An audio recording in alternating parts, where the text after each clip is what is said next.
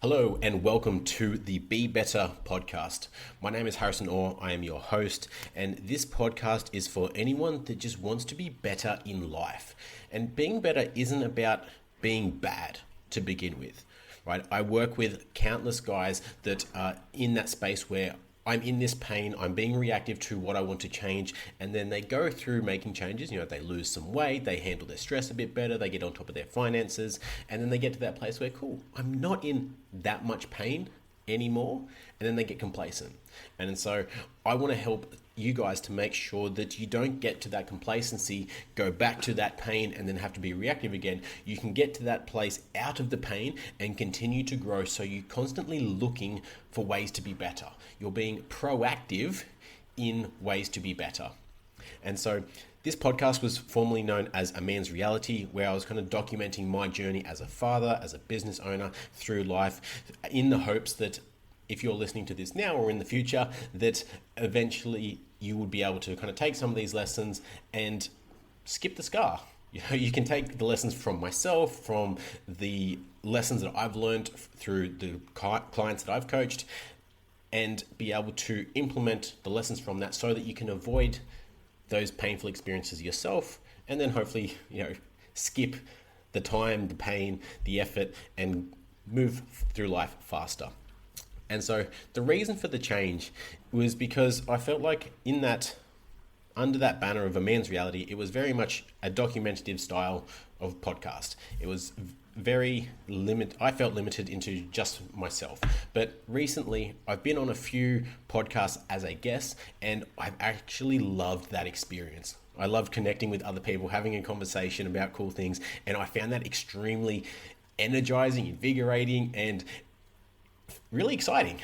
And so that's the level of energy and perspective that I want to bring to this podcast as well. So not only do I want to give you my insights through my lessons, my experiences, but also bring other people into this podcast so that you can learn, and we can all learn from their experiences and lessons and area of expertise. And then ultimately we can all grow in terms of our own growth, area of expertise, and just moving through life, because we are tribal creatures. We are meant to do things together. We are meant to work as a team. So I don't see how that doesn't benefit literally anybody. And so that's a mission that I want to bring to you guys, is to have amazing people onto this podcast. So first of all, the concept of being better. Like I said before, it's not always about looking for that pain. The guys or the people that I have seen reach extraordinary heights and achieve insane results in all areas of life are the people that are constantly trying to be better. They are able to acknowledge that, cool, what they've done has been fun and has been cool, but in the same breath, they're not satisfied. So they're grateful for the opportunities that they have and have received. They're grateful for the people. They're grateful for what they have achieved, but they're not satisfied. They're not happy to just kick their feet up and be like, cool, I'm just going to chill here and wait until the money dries out, until I put on the fat again and then have to lose it, until my marriage is on the rocks and my friends and family think I'm an asshole, and then try to work on it. As they're looking for ways to be better, they're raising their standard. So I'm sure we all know that person that will wait until they are 20 kilos or more overweight before they do something, right? They'll go on a bit of a health kick. Maybe they'll do a detox, or they'll join a 12-week challenge. They'll lose some weight and they'll be going well. And then maybe it'll be Christmas, the holidays, or they'll go on a holiday, and you know what, YOLO, you only go on holidays once or twice a year. Fuck it, I'll enjoy it, I'll drink, I'll eat, I'll be merry, have all the fun, and then come back, and then they just don't get back into that routine. And that mindset from the holiday of just drinking that little bit more than usual, of just not really watching or measuring the foods, or being slack on getting back into the gym, just trails off, and then it becomes really hard to get back into it. And then they get to that point, they have that set point of maybe it's 20 kilos, maybe it's 25, maybe it's even 15 kilos overweight. And then that's their tolerance level, if we could call it that, of like, oh shit, okay, I've hit this marker. Now I need to dial in my nutrition, do another challenge, do whatever it is to kind of get back to that desired physique. And so, I'm sure you know other people where they might get a couple of kilos overweight. Maybe they spend a long weekend or a holiday away, put on 1 or 2 kilos, and they're like, oh, no, can't have that. That's below my standards. And then they'll go hard and dial in the nutrition and the training and get everything right and get back up to square. So the difference is those standards. So as we get better, as we improve and grow, we want to raise our standards as well. Because if we raise our standards, then even on a bad day, even if we're having a shit time, we'll only fall so far. We won't fall all the way down to 50 kilos overweight, zero money in the bank, drug addict, or alcoholic, whatever it might be, whatever your vice is, and then have to change. So, and that comes into shifting not just your habits, because this is the play on those 12-week challenges, why I'm not a huge fan of them, is because that's what they've found, is that's the length of time that someone can stick to a habit long enough. You know, they can go hard on cutting out alcohol, cutting out socializing, cutting out the foods that they like, doing crazy amounts of cardio or training sessions every single week. That's rough. 12 weeks is roughly the amount of time that someone can stick to that cadence and that discipline before they start to crack.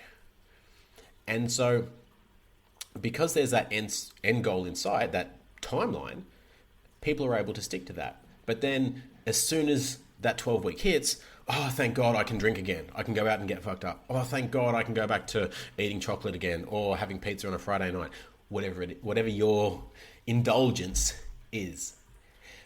But the problem with that is, okay, you've changed your behaviors, but your identity and your relationship with food, with training, with your health hasn't changed. And that's ultimately what dictates your success long term. Because I dare say anyone that's tried to get in shape before, anyone that prioritizes their health, doesn't want to just do it for a couple of months. Doesn't want to do it for a few months and say, well, that was cool to be lean and to be healthy and energetic and fun. But you know what? I'm good. I'm going to go back to being fat, lazy, and tired and stressed for the rest of my life. You know, I've had that phase, that fit girl, fit guy era is over. I've never met anyone like that. And so if we want to make this a sustainable change, then yes, our actions and our habits will need to change. But deeper than that, it's our identity that needs to shift. Because if you embody the identity of a fit and healthy person, like health is my number one value that I live by. And, you know, I've done multiple kind of values tests, you know, whatever you think they are worth. But then I've tested those, like looked back into my adult life and then looked at times where I was really stressed, where I was not happy, where things weren't going my way. And I couldn't put my finger on it. And those times were when I wasn't prioritizing my health, when I was getting horrendous sleep. You know, I was working double, triple shifts in the kitchen, barely had time to train. My days off were spent recovering, and I was getting 5-6 hours sleep, if that, a night. My diet was kind of on point. So, you know, that one's relatively easy for me, but the energy and the time to get to the gym physically wasn't there. Like if you're starting work at 5 a.m. and not getting home till 10 p.m., sleep is more valuable no matter who you are. So that came at a cost. And naturally, because health being a number one value, now that I can see that looking back, I was miserable. I wasn't happy. I was stressed out. And, you know, I'm epileptic, so it led to me having a seizure. And I know even now, if I am not prioritizing my health, I get irritable. I get frustrated at myself more than anything. And I don't need to work out a crazy amount every day or anything like that, but just little things to prioritize my health. So for me, what that looks like is 80-20 rule of eating. Mostly good, indulgence for the rest, or just enjoy life the rest. Most of the time, I'm eating foods that nourish me and that I enjoy. I'm making time to move my body into exercise. Some days it's a walk, some days it's an ice bath, some days it's a training session. It mixes up, but I'm able to kind of tick that box of like, I've done something physically for my health today. Spent time in the sun, I've got my steps in, like I've do all these kind of things, got a good night's sleep, those kind of things. And that's what enables me to feel like, okay, cool, I'm meeting my internal values and needs, and now I can progress onto either the other values or other levels of priority. Because I know for me personally, when I am in alignment with those values, I'm healthier, but I've also got more tolerance for people. I'm better as a husband, as a father, as a coach. Like, everything just becomes easier. And so for people that, the challenge for myself at the moment is because previously I didn't identify as a business owner. I didn't identify as an entrepreneur. I didn't identify as a marketer or a salesman or any of those things. I thought, that's not me. Like, I just like to create stuff. I'm none of those things, which was kind of my ego maybe trying to protect myself, but it inhibited me from making moves and taking action in the business space. Because if I'm subconsciously saying I'm not these things, then it's going to be really hard for me to go against that. Like, it creates this cognitive dissonance that you're saying that you're not these things, but then you're trying to go and do this thing. Like, well, which one is it? Either you have to shift your identity and then become, okay, cool, you know what? I am a business owner. I am an entrepreneur. I am a salesman. I am a marketer. I am these things. I may not be the best that I can be, but I'm working on it. So I am becoming these things. And that shift internally removes a hell of a lot of friction. And so if you're in that space, whether you're trying to run a business or you're trying to get healthy, and you're struggling to stick to the habits, you're struggling to stick to the actions, what I found really beneficial is, what would a business owner do? What would a fit and healthy person do? What would they do in this situation? Like, what decisions would they make? And, if you know someone personally, or, you have a role model in that space, for me at the moment in business, it's Alex Hormozy, it's Ty Lopez, like those are two, phenomenal guys that I look up to. And so if I've listened to enough of their content, like read their books, and if I can put myself in their shoes, what would they do right now? At least as a guess, it's probably going to be different to what I would intuitively think to do. Right? Because otherwise, if I knew what to do, I would have done it, and I'd have the results to show for it right now. So it's putting myself in that other perspective and making that different decision. And then you start to get feedback as to, cool, that was a good decision. That was a good thing to learn, to experience, and the result was positive. Awesome. Do more of that. Or on the flip side, okay, we made a misjudgment. Either we made a misjudgment or the execution wasn't up to scratch. Either the execution itself wasn't that great, or you don't have the skills or knowledge at this time to be able to execute on that level. Whatever it is, either way, you get feedback, and then you continue to grow, and then you continue to change. And then as you make decisions more and more from that space, eventually that starts to become who you are. And then those things start to become second nature. Because if you are the fit and healthy person, if you are the business owner, if you are the marketer, if you are the ideal husband, if you are the stoic dad, whatever you're trying to embody, then it starts to come almost like second nature. And that identity frame is super powerful. I found as well, because of that incongruence. When I'm frustrated and stressed, I can look at my day. I use a calendar, which makes life so much easier. And so you look at the calendar, and and you look at it over the day. Where did I spend my time? What did I actually do today? And then you look at, okay, the business owner, the coach, the identity that you want to be. Well, he probably wouldn't have done that. He probably wouldn't have spent that much time on social media. He probably wouldn't have, done this. He probably would have done this instead. And then you can start to pick out these changes of where you can be better. And so Joe Dispenza, who was another amazing human that I look up to and really respect his work and love what he's doing for the world. He has a self-reflection process at the end of the day. And the question is, where did I go unconscious? Because when you go unconscious is when you go into autopilot mode.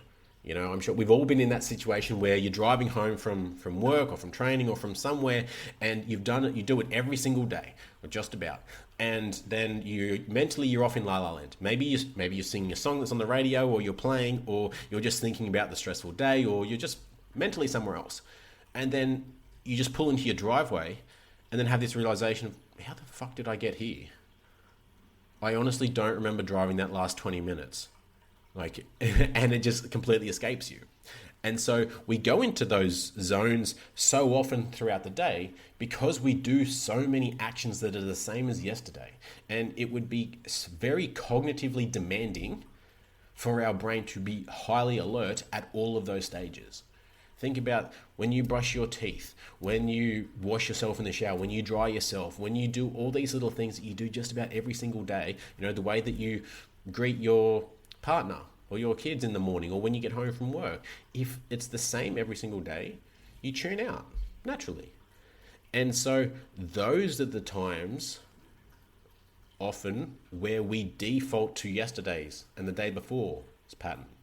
And if that pattern isn't one that serves you, if that pattern doesn't align with either your values or with the person that you want to be, then in this self-reflection process, when you identify as that's where I went unconscious and I reacted emotionally, or I got lazy, or I wasn't present, or whatever that behavior is that you're trying to change, you can now bring a new level of consciousness to that the following day. And that becomes your little tweak as how you're going to be better. So that might look like, maybe as soon as you get home, kids run up, the partner runs up like, hey, how's your day, honey? Want to give you a kiss and a cuddle and all that kind of stuff. And you're stressed out from the day. Yeah, it's good. You dump your bags and your keys and your whatever, and you just go off to have a shower, or, you're not there while they're trying to get your attention and tell you about their day. And so if that's something you want to change, like, I want to be more engaged with my kids. I want to treat my partner like we first met. I want to have that spark, that energy, that lust with each other that's always sizzling there, that's exciting and fun. Okay, now I'm going to bring more presence and consciousness to those interactions. Instead of a peck on the lips or the cheek, okay, I'm going to give her a proper kiss. I'm going to hold her and press myself against her like I haven't seen her in weeks, like we used to when we first met. When the kids are trying to tell me a story, I'm going to put my phone away. I'm going to stare into their eyes, and I'm going to be solely present. I'm going to be engaged and listen to their story like it's the best story that I've ever heard in my entire life. And when you give someone that kind of attention, watch them notice this. Like, watch the engagement, the energy level, the care factor that you get when they know that they've got your undivided attention. Like, people aren't stupid. They can tell when you're mentally off in la la land, when you don't care, when you're trying to send an email or a text message on the side, and you're like, oh yeah, that's crazy, Wow, I bet that must have sucked. Well, good luck with that. Like, what kind of interaction is that? You would feel pretty rejected, right? And so if that's not the kind of relationship that you want to have, then there's a way that you can also be better. And so when you start to do this process, then you start to realize a lot of places that you can be better.